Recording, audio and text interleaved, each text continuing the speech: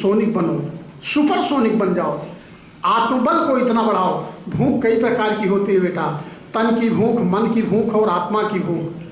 तन की भूख कैसे पड़ती जानते हो, मन की भूख कैसे मिटती है, मनोरंजन से जानते हो, लेकिन आत्मा की भूख जानते हो कैसे मिटती है, अध्ययन, अध्यापन और आध्यात्म से। और जब आत्मा की भूख तृप्त होगी तभी आप सुपरसोनिक बनोगे।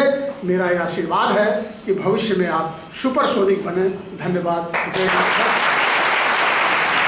गुरुदेव के आशीर्वचन और उनके दिए गए तर्कों से हम इस निष्कर्ष पर निकलते हैं कि हम लोग बहुत पीछे नहीं हैं। गुरुदेव की इस एनर्जी, इस पावर का सदुपयोग करेंगे, सुपरसोनिक बनने का प्रयास करेंगे और आने वाले 2013 को उसी तरीका से रोका जाएगा जैसे भारत ने पाकिस्तान को रोक दिया। पूरी फोर्स तैयार है और दूसरा विस्फोटक के स्वरूप बारूद को लेकर आएंगे। हमारे परम पूजनीय गुरुदेव मानस के जानकार, विद्वान, ज्ञानी है और आपको पता ही है, लिखा भी है, बताया भी जा चुका है। बाबा बरुआदास पीजी कॉलेज परुया मालियापुर अंबेडकर नगर जिले में स्थित है। वाणिज्य संकाय के आप प्रोफेसर हैं। हम उनसे चाहेंगे कि वो आए और हमारे बच्चों को ढेर सारे आशीर्वाद सुपरसोनिक बनने के लिए उत्साहित करें। परम आदरणीय गुरु जी।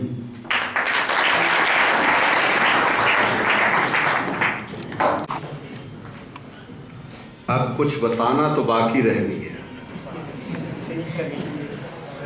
लेकिन जब आदेश होता है तो कुछ कहना ही पड़ता है। एक तरफ संत बैठा हो, एक तरफ आग का गोला लिए हुए अपने पुत्र न मान रहे हों, और एक तरफ बिल्कुल सेना आदेश के लिए तैयार बैठी हो, तो अब किधर में जाऊं? संत की तरफ जाऊं कि आग की तरफ जाऊं? ये भी तो एक बैलेंस शीट है।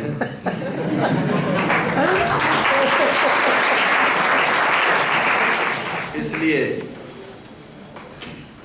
चेतना शून्य हो गया था। इतना में नहीं था जितना आपने सुना, इतना में नहीं था जितना आपने सुना है। क्योंकि कहा गया, एक फिल्मी गीत भी है कि उनसे मिली नजर कि मेरे होश उड़ गए। क्योंकि हम कहते हैं किताब पढ़ो और वो मनोहर कहानियां पढ़ो, ये भी तो एक बैलेंस शीट है। इसलिए सबने मुझे आशीर्वाद दिया, संत से लेकर अपने शिक्षक बंधुओं ने। आज के इस कार्यक्रम की अध्यक्षता करते हुए इसी शिक्षक संस्थान के परम श्रद्धेय अध्यक्ष जी, इंटर कॉलेज के उप प्राचार्य प्रधानाचार्य जी दुबे जी, हमारे विशिष्ट अतिथि के रूप में आए हुए कामता प्रसाद सुंदरलाल महाविद्यालय वाणिज्य के associate professor doctor Ashok Kumar Mishra ji, संत जी, हमारे सभी अपने शिक्षक बंधु संती की भाषा में हैं। हम तो किसी को ये नहीं कहेंगे कि कौन असंत है कौन संत है। अगर हम किसी को कह दें संत है और उनको कह दें असंत है तो अबे हमें सड़क पे घेर लिए। तो सभी का हम वंदन अभिनंदन, और आपका भी जो प्यार मिला है उसको भी वंदन अभिनंदन, क्योंकि सभी एक चीज है। क्योंकि अभी उप प्रधानाचार्य जी ने कहा था कि हमारे यहाँ सब शून्य हो जाता है। शून्य माने सभी समाहित हो जाता, तो एक ही में हम ही जाएंगे, वो भी शून्य में, ये भी जाएंगे, वो भी शून्य। संत नहीं शून्य में जाएगा, वो भी शून्य में जाएगा। तो सब बराबर जब हो जाता है तो सबके लिए मेरा एक ही लाइन में सबके साथ आशीर्वाद मान लो या वंदन मान लेना, उसको हम एक लाइन में सबका हम भी स्वागत करें। ये भी तो एक बैलेंस शीट है कि हम पा जाएं स्वागत और हम ना करें तो बैलेंस शीट पूरी नहीं हुई। देना और लेना ही तो बैलेंस शीट है। तो इसलिए एक लाइन में हम भी स्वागत करेंगे। अब आप सब अपने हो गए, प्रेमी जन वे शब्द नहीं है जिससे कर सकते हम वंदन। प्रेमी जन वे शब्द नहीं है जिससे कर सकते हम वंदन। केवल मूक नमन अभिनंदन, केवल मूक नमन अभिनंदन। इसके बाद आज की विदाई समारोह में कौन ऐसा होगा, कौन ऐसा घर का कर्ता धर्ता होगा जो अपने बढ़ते हुए वंश को नहीं देखना चाहेगा। डॉक्टर मिश्रा जी ने चौथी पीढ़ी तक का वर्णन कर दिया, कितनी परम खुशी हुई। अब मैं भी जान गया कि लगता है मैं पहले कुछ सोच रहा था, कैसे मैं जान गया। आपको भी कैसे जानना चाहिए, आभास हो जाता है प्रकृति के द्वारा। जैसे रसायन शास्त्र के विद्वान बैठे हुए हैं, वो अम्ल और क्षार डाल करके वो बता देते कि यही चीज होगी। इसी तरह प्रकृति को जान लेते हैं। और हमने भी जान लिया कि यहाँ हमारा वंश बिल्कुल प्रफुल्लित है। उसी तरह जान लिया कैसे, उजड़े उजड़े उपवनों में, उजड़े उजड़े उपवनों में आंधियां चली होंगी। धुएं ये बताते हैं बस्तियां जली होंगी। इसी सिद्धांत पर हमने जान लिया कि मेरा उपवन बिल्कुल प्रफुल्लित है। आशीर्वाद तो हो चुका। अब रही बात कि आगे की कड़ी कैसे हो, आगे आपके कंधों पर भार आने वाला है। इसके लिए मिश्रा जी ने अभी बता ही दिया है, उसी में हम भी आपको कुछ कहना चाहते हैं कि मनुष्य किसी ना किसी कृति से जुड़ा है। वो कृति एक कर्म होती है और कर्म दो स्वरूप लेकर के पैदा होता है वाणिज्यिक भाषा में, आर्थिक और अनार्थिक के रूप में। आर्थिक क्रिया वो होती है जो धन से जुड़ती है और अनार्थिक क्रिया वो होती है जो अंतःकरण के स्वांता सुखाय को देती है। मनुष्य के सुख के दो ही स्रोत हो सकते हैं, एक तो आंतरिक सुख है और दूसरा बाहरी सुख है।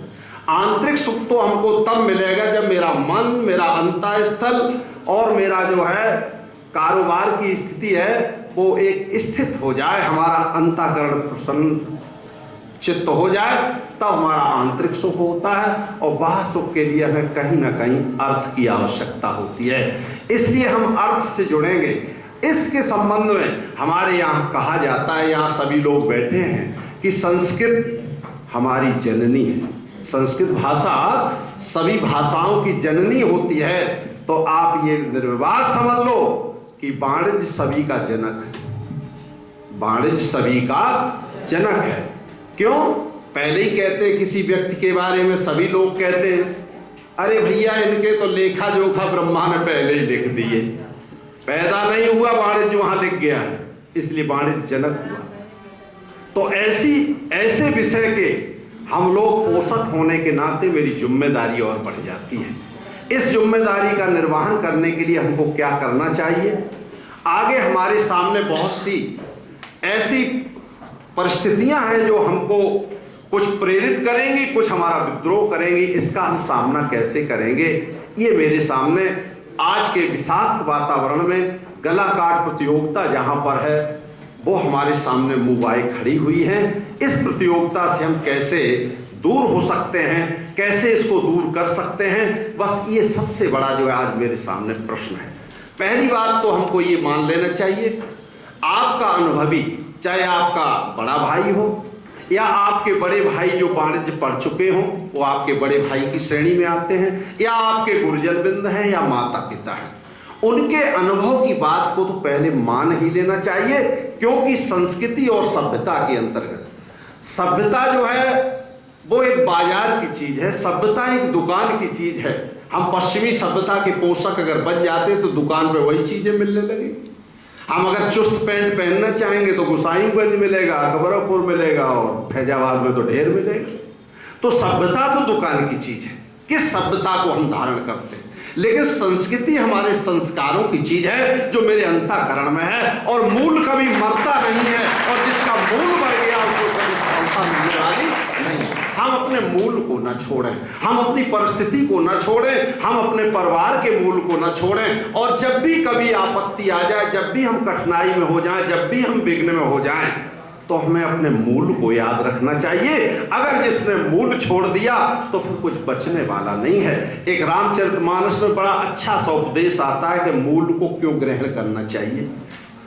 लक्ष्मण ने तो मूल को पकड़ा। हर आपका अनुभवी माता पिता या कर्ता धर्ता या भाई बड़ा जो है वो मूल को पकड़ाता है। कैसे कि बन देश देव सौंप सब काहू और चले जहां रावण सिराहू। जब सीता ने कहा, मृग ने आवाज दिया, हा लक्ष्मण हा लक्ष्मण, सीता ने कहा कि जाओ बेगो संकट अत भ्राता, और लक्ष्मण बिया से कहा सुन माता कि भ्रकुट विलास सृष्टि लय होई, सपने संकट पर की सोई। मेरा भाई जिसकी भ्रुकुटी ही टेढ़ी हो जाए, क्या वो संकट में पड़ सकता है? लेकिन मरमो बचन जाओ सीता बोला, और हर प्रेरित लक्ष्मण मान डोला। सीता ने मार्मिक वचन बोल दिया। भाव क्या मिलता है? परिवार में हम रहते हैं, परिवार में किसी भी अपने जो है सदस्य को मार्मिक वचन नहीं बोलना चाहिए। मार्मिक वचन जो है विभीषण को बोले गए थे और अपने घर से निकाल दिया गया था। महारानी मंदोदरी समझा रही हैं, अरे आपने विभीषण को तो निकाल दिया, और निकालने के बाद लात मार करके निकाल दिया। क्या आज के परिपेक्ष होता, आज का समाज होता तो विभीषण 1/3 न बटा लेता? क्या उसका हक नहीं था? लेकिन धन्य है विभीषण जैसा भाई। मार्मिक वचन जो हैं हमारे सूल से भी ज्यादा गहरे होते हैं, बाण से भी ज्यादा गहरे होते हैं। तो जैसे ही मरम वचन जब सीता बोला, सेंटेंस सही लग रहा है, सीता बोली होना चाहिए। गोस्वामी तो गलती नहीं करेंगे, लेकिन यहां बोला लिख दिया। अगर बोली लिख देते तो क्या रामायण मोटी हो जाती कि पतली हो जाती? लेकिन अब आपके भ्रम होगा, ये हिंदी के विद्वान सभी और संस्कृत के बैठे हुए हैं, ये जानते हैं कि क्यों लिखा गया। क्योंकि वो सीता असली नहीं थी, वो छाया सीता थी राम के पास, जो बिंब स्वरूप निज प्रतिबिंब राज था। सीता बिंब चा प्रतिबिंब में, बिंब से प्रतिबिंब मानता है, और प्रतिबिंब तब पुलिंग का प्रतीक हो जाता है। इसलिए वो बिंबित सीता जो थी वो पुलिंग थी। सीता बोलना। लक्ष्मण ने कहा ठीक है, अगर आपकी मां हद ही है, ये उपदेश आपको पारिवारिक में बता रहा है, अगर आपकी हद ही है, तब भी लक्ष्मण ने अपने परिवार के मूल को न भूला। हम अपने मूल को न भूलें। उन्होंने एक सीता के लिए रेखा खींच दी, जिसे लक्ष्मण रेखा कहा जाए। अब करो विचार सुजन मनमाही, आप सबको विचार करना पड़ेगा। उस रेखा को पार करके सीता गई थी कि याचक गया था? विचार करने की बात है। भाव क्या मिलता है? भाव यही मिलता है कि हम अगर अपने घर की दहलीज जो हमारी सहन होती है, घर का मुख्य दरवाजा होता है, उसको उल्लंघन करके, उसका उल्लंघन का मतलब है अपने घर की संस्कृति और मर्यादा का उल्लंघन करके यदि कोई बहन बेटी चली जाए या कोई व्यक्ति चला जाए और वो किसी भी कुसंगत का अगर प्रभावी हो जाए, तो उसमें परिवारी जनों का क्या दोष है? भाव मिलता है तो ये मिलता है। इसलिए सबसे पहले हमें अपने मूल को याद रखना चाहिए, क्योंकि हमारे माता पिता हमको मूल ये याद रखना चाहिए किस तरह से फीस देते हैं। फीस उन्होंने दी कि कल को मेरा भैया आएगा, अच्छा रिजल्ट लेकर के आएगा, और अच्छे रिजल्ट से वो अपनी प्रसन्नता होगी और सबको बताएगा कि हमने अपनी मेहनत जो है, आज मेहनत की सफलता को प्राप्त कर ली। लेकिन जब वो अपने गिरे हुए अंकों को आता है और मुंह लटका करके आता है, और अगर कुछ कह देते हो तो उसके पास एक बहुत बड़ा अस्त्र होता है, वो यही कह देता अब हम जहर खा लेंगे, अब हम रेल से कट जाएंगे। बुजदिली वाली बात तो वो कह दिया, लेकिन उस गार्जियन से तो पूछो, उस अभिभावक से पूछो कि वो कहाँ रेल से कटे जाए या वो जहर किसके किसके लिए खाए। वो तो जहर से पहले ही मर चुका था।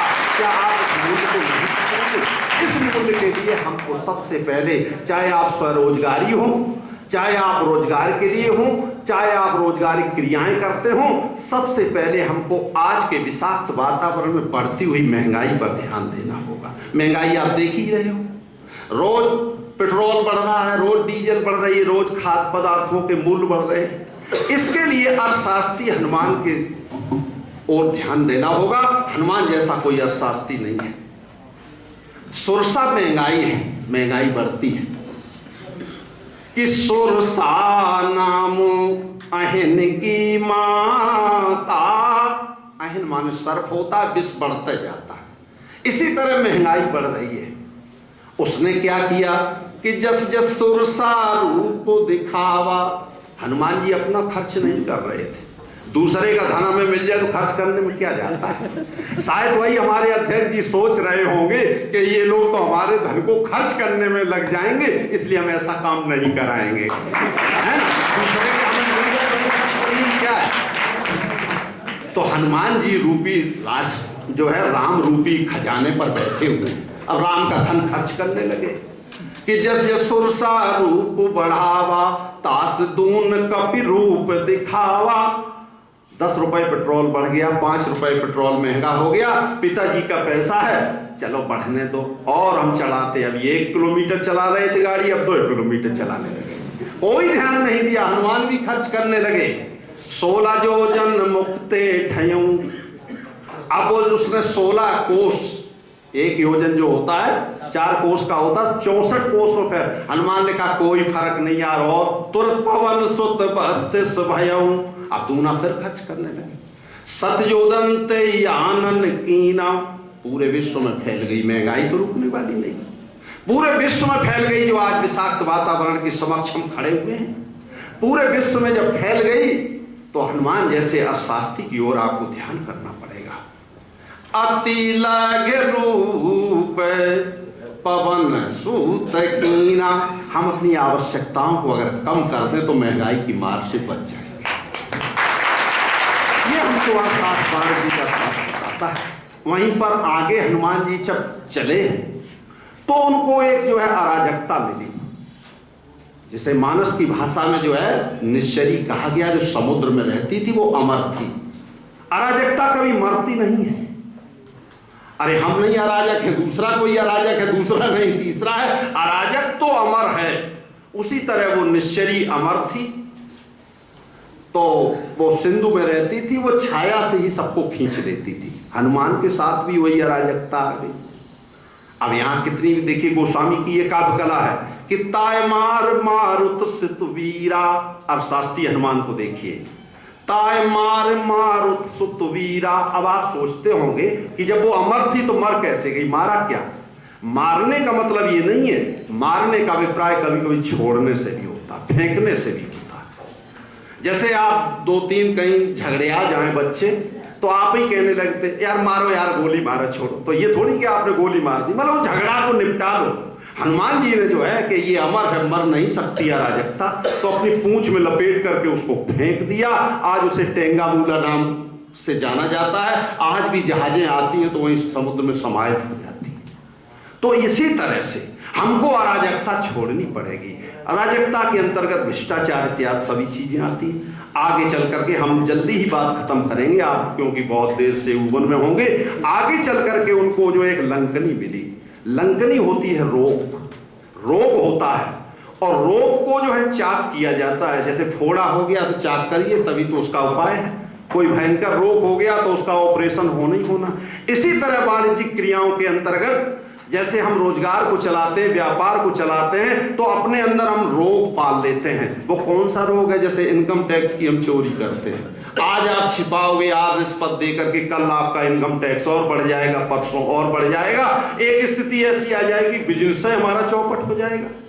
इसलिए उसको क्यों ना हम ऑडिट कराते रहे, क्यों ना उसका लेखा शास्त्र हम सही सही रखें, इसलिए उसको हम चेक जरूर कराते रहें। उसी तरह चेक कर दें जिससे भयंकर फोड़े को चेक कर दिया जाता है, भयंकर रोग को चेक कर दिया जाता है और उसका समाधान मिल जाता है। लेकिन अगर इसको नहीं करोगे तो काम नहीं बनने वाला है। तो रोग तभी दूर हो पाएगा जब उसका गंदा खून निकल जाएगा, गंदी उसकी जो परिस्थिति है वो निकल जाएगी। कि मुठका एक महाकपिहनी रुद्र पमन धरनी धन मन ही। तब हनुमान जी ने एक मुष्टिका मार दिया। मुष्टिका का मतलब है हमने बलपूर्वक उसका सामना किया और जब वो खराब रोग निकल गया, निरोग आदमी हो गया। इसी तरह इनकम टैक्स की चोरी करना, अपने किराए को ना देना, बिजली की चोरी कर लेना या और लोगों का उधारा बना रहना अपनी गुडविल को गिरा देते हैं। और जिस व्यापार की गुडविल गिर जाती है वो कभी उन्नत नहीं कर सकता है। इसी तरह गुडविल गिर जाती है वो कभी उन्नत की ओर नहीं जा सकता है। रही बात हनुमान जैसे अर्थशास्त्री ये बड़ा बताते हैं। अब रही बात बैलेंस शीट की, आपकी बैलेंस शीट फेल नहीं हो सकती है। आपकी बैलेंस शीट फेल नहीं हो सकती है क्योंकि बैलेंस शीट का लेखा कर्म करने वाली आपकी प्रधानाचार्य मिथिलेश जी हैं। और मां अक्षर जो है हिंदी में 27वां, मां अक्षर हिंदी में 27वां और 27 का योग 2 7 9 होता है। 9 से बड़ी ना कोई संख्या है और ना उससे घटती है कोई, ना बढ़ती है। और एम अक्षर है इंग्लिश में। एम 13वां अक्षर है जो मध्य का अक्षर है। 26 अक्षर होते हैं और मध्य के अक्षर में आपके लेखा पालक के रूप में बैठी हुई है मिथिलेश जी, जो एम शब्द की मैं बात कर रहा हूं। बिल्कुल भौतिक तुला लाइबिलिटी और एसिड की बराबर लिए हुए बैठी हैं। आपका गलत हो ही नहीं सकता। कैसे? अभी हमने सुना रसायन शास्त्र, उसमें भी आर सुना। राम मनोहर लोहिया, उसमें भी आर सुना। रामचंद्र की तपोभूमि, उसमें भी आर सुना। RBN, उसमें भी आर सुना। राजकुमार जी, उसमें भी आर सुना। राज बहादुर जी, उसमें भी आर सुना। तो हम इस विद्यालय में खड़े हुए हैं। R³ की मैं बात करता हूं। अगर RBN का R ले लिया जाए, राजकुमार का R ले लिया जाए और ये राज बहादुर जी का R ले लिया जाए तो 3 R हो जाते हैं। और R अक्षर को जब RBN स्कूल की विशेषता क्या है? RBN स्कूल की विशेषता यह है कि R शब्द जो जब आप देखेंगे तो ये 18वां शब्द है और B शब्द जो है दूसरा AB और N शब्द जो है ये 14वां है। 18 2 20 14 34 हो जाते हैं। 34 का गुण क्या है? 3 और 4 का गुणा कर दो 12 हो जाते हैं। 12 कला की क्षमता या तो राम में ही थी, 12 कला वाले राम थे तो राम में भी आर आ गया, बैलेंस शीट बराबर हो गई। हो गई कि नहीं हो गई? इसी तरह से आर हमारा 18वां शब्द है। 3 आर की मैं व्याख्या कर रहा हूं। विद्यालय, गुरुजन, ये ऋणी होते हैं, इनका हमारे ऊपर ऋण है, ये लायबिलिटी साइड है। विद्यालय भी हमको कुछ देता है, हमारे गुरु भी हमको कुछ देते हैं, इसके हम जीवन पर्यंत ऋणी होते हैं। That is the liability side. ये लायबिलिटी पक्ष के होते हैं। तो आर हमारा 18वां शब्द है और 3 आर की मैं बात कर रहा था। 2 गुरुजन, एक स्कूल के आर की 18 दिया 54। 54 का योग हो जाता 5 4 9। इनसे ना कोई बड़ा है ना कोई छोटा है। और इसके बाद अगर हिंदी से इनको देखा जाए, तीनों आर को, आर शब्द अभी हमने 27वां बताया था। का से रा अक्षर गिनोगे तो 27वां होता है। 27 दिया हुए 81। गुरु हमको देते भी और देते हैं संपत्ति, विद्यालय भी देता है, गुरु भी हमको देते हैं। वैसी संपदा पर हम आज जो है स्वरोजगारी बनते हैं, अपने बिजनेस को खड़ा करते हैं। 27 दिया 81 होते हैं। 81 का योग भी 8 और 1 9 हो जाता है। उधर भी 54 का योग 5 और 4 9 हो जाता है। Liability equal to 9, acid equal to 9। इसलिए आपकी बिल्कुल बैलेंस शीट सही है, जिसकी भौतिक तुला जो है आपके ज्यादा बात नहीं करूंगा। उस संगार की तरफ थोड़ा जाना चाहता हूं। अहंकार नहीं कभी आना चाहिए। मूल की बात मैं कर रहा था, आपके ऊपर कभी अहंकार नहीं आना चाहिए। चाहे परिवार हो, चाहे व्यापार हो, चाहे विद्यालय हो, चाहे गुरुजन की सेवा हो, जिसके ऊपर अगर अहंकार आ गया तो उसका अहंकार दुखद डबर हुआ।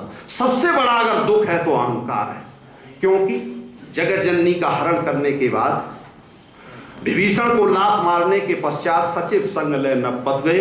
आकाश मार्ग से विभीषण जाता है पूरा सचिवालय लेकर, तो आकाश मार्ग से जाएगा तो किसी यान से जाएगा, यान के लिए हेलीपैड होगा। हेलीपैड जो है हिमालय पर उतरा भगवान शंकर के यहाँ। शंकर ने पूछा विभीषण कैसे आए हो? कहा गुरुजी पूछो मत, और नियम भी होता है, यह हमको सामाजिक नियम बताता है कि कोई बात अगर हो जाए तो विद्वानों के पास, संतों के पास, गुरुजनों के पास जाना चाहिए, चाहे शायद बात बनने वाली हो जाए। इसलिए विभीषण ने बड़ा उत्तम काम अपने परिवार के लिए किया कि राम से बाद में मिलूंगा, पहले हम अपने गुरु की शरण में जाऊंगा, क्योंकि कबरा हर के रूठते शरण गुरु के जाए। विभीषण के इस कथन पर का आपका जो बड़ा शिष्य है ना लंकेश के नाम से, वो बड़ा अहंकारी हो गया है, जगत जननी का हरण कर लिया। ये मेरा उपसंहार की भाषा होगी, जगत जननी का हरण कर लिया है। शंकर जी को क्रोध आ गया कि जिसको मैं इष्ट मानता हूं, जो मेरी थाती है, क्यों नहीं कष्ट होगा आपके परिवारजनों को कि आप जो है अपने भ्रष्टाचार के द्वारा, अराजकता के द्वारा, अधिक खर्च के द्वारा परिवार के मूल को अगर विनष्ट कर देंगे तो परिवारी जन आप पर क्रोधित क्यों नहीं होंगे? सोचने की बात है कि मूल को कभी मारना नहीं चाहिए। तो अब उन्होंने जो है जैसे ही कहा कि लंकेश को मेरे पास भेज दो। लंकेश अगर डरते थे तो केवल शंकर जी को डरते थे। क्यों डरते थे? तुम त्रिभुवन गुरु वेद वखाना, वो त्रिभुवन के गुरु थे। गुरु से कौन नहीं डरता? पारंगत नहीं कोई होता, कितना ही बड़ा शिष्य क्यों ना हो जाए, गुरु सत्ता से कोई ऊपर नहीं होता है। जैसे ही लंकेश जाते हैं, अंत में वो पूछ देते हैं, हम 5 मिनट की और बात आप कर लेंगे। वो पूछ देते हैं, क्यों लंकेश तुमने जगत जननी का हरण कर लिया? लंकेश चुप, किस बल पर तुमने हरण कर लिया? कहा गुरु जी मेरे पास है क्या नहीं। देखिए यही अहंकार बोल गया। हम भी ताव में बोल देते हैं, ओ गुरु जी हम पढ़े या ना पढ़े, पीछे से सिगरेटा धमक देते हैं, हम पढ़े या ना पढ़े, अपने बाप का खर्च कर रहे हैं, हमारे पास कमी क्या? मतलब अभी आपका तो नहीं है, आपके पास जो कमी नहीं है वो आपके पिताजी का है। विचार करें, क्या उसमें आपने कुछ सहयोग किया था? क्या उसे आपने बनाया था? क्या उसे दाव पर लगाने जा रहे हो? दाव पर तभी लगा सकते हो जब अंगद जैसी सेवा आपकी होना चाहिए। अंगद जैसी सेवा थी और अंगद ने विश्वास पूरा ले लिया राम का। इतना बड़ी सेवा शायद भरत भी न कर सकते, लक्ष्मण भी न कर सकते। और उसी विश्वास के पात्र पर उन्होंने कह दिया कि भरी सभा में मेरा कोई अगर पैर उठा देगा तो मैं राम से ये कह दूंगा, फिर राम सीता में हारी। मैं सीता को दाव पर लगा रहा हूं कि राम तुम वापस चले जाओ, मैं जगत जननी को हार करके चला आया। तब तो ये बात बनती है कि मेरे क्या कमी है। कमी तो है, लेकिन आपने उसमें कितनी पूर्ति किया, आपने उसमें कितना सहयोग किया है, उस पिता से तो पूछो।